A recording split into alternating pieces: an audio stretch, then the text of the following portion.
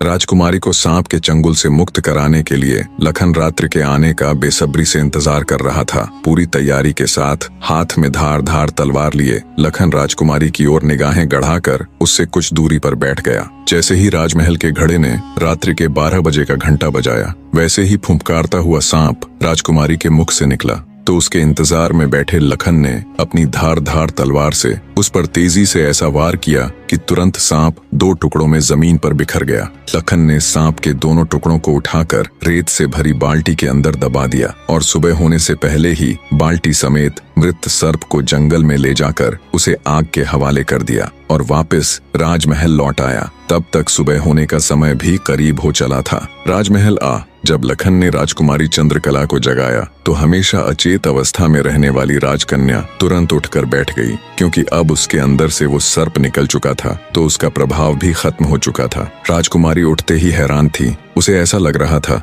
जैसे पता नहीं वो कितने सालों से नींद में थी। जब लखन ने राजकुमारी से उसके स्वास्थ्य के बारे में पूछा तो अचंभित राजकुमारी ने अपने आप को बिल्कुल ठीक बताया। तब तक सुबह भी हो चुकी थी। उधर राजा भी पूरी रात सोया नहीं था। उसे बस इंतजार था तो सुबह का। जैसे ही सुबह हुई, राजा बेसब्री से भागा भागा राजकुमारी के कक्ष में आया। जब उसने बिल्कुल सही सलामत अपनी बेटी को बैठे और बात करते पाया तो उसकी खुशी का ठिकाना ना रहा। आंखों में अश्रु लिए राजा ने तुरंत अपनी लाडली बेटी को गले लगा लिया। भरे हृदय से राजा ने हाथ जोड़कर लखन का शुक्रिया अदा किया और अपनी शर्त के अनुसार राजकुमारी चंद्रकला का विवाह लखन के साथ कर दिया। जब राजा ने लखन को अपना आधा राज्यपाट देना चाहा तो लखन ने राज्य लेने से साफ मना कर दिया। ऐसा स्वाभिमानी दामाद पाकर राजा चंद्रसेन खुशी से फूला नहीं समाया। उसने खुशी खुशी बहुत सारा धन देकर अपनी बेटी चंद्रकला को लखन के साथ विदा कर दिया। जब राजकुमारी चंद्रकला को ले लखन अपने राज्य उज्जैन नगरी पहुंचा तो उसकी भाभी समेत पूरे परिवार ने